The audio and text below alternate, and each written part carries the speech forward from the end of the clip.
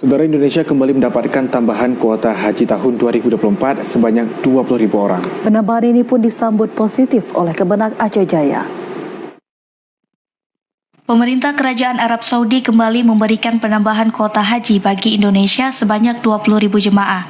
Penambahan yang diberikan tersebut juga mendapatkan sambutan baik oleh Kementerian Agama Aceh Jaya.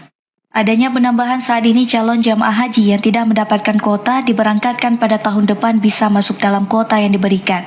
Sesuai dengan sistem yang diberikan oleh pemerintah pusat untuk Kabupaten Aceh Jaya sendiri, jumlah jamaah haji yang akan diberangkatkan pada tahun 2024 merupakan calon jamaah yang mendaftar 13 tahun yang lalu.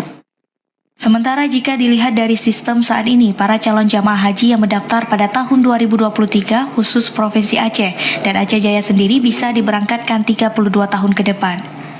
PLT Kasih Haji dan Umroh Kemenak Aceh Jaya, Pak Izin menyampaikan, sesuai dengan data yang diberikan untuk jumlah kuota jamaah haji tambahan di Aceh Jaya yang diberikan pada tahun 2024 sebanyak 41 orang. Hal ini pun diharap dapat memperpendek durasi antrian jemaah haji di Aceh Jaya.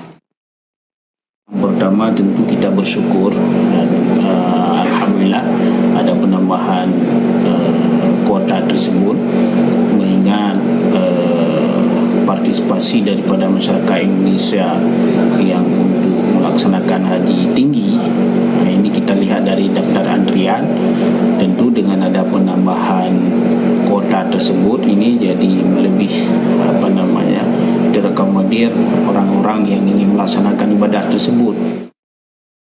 Terjadinya antrian lama keberangkatan calon jamaah haji untuk Indonesia dikarenakan kuota yang diberikan oleh pemerintah Arab Saudi yang terbatas, sehingga para calon jamaah yang akan berangkat haji menunggu antrian yang cukup lama.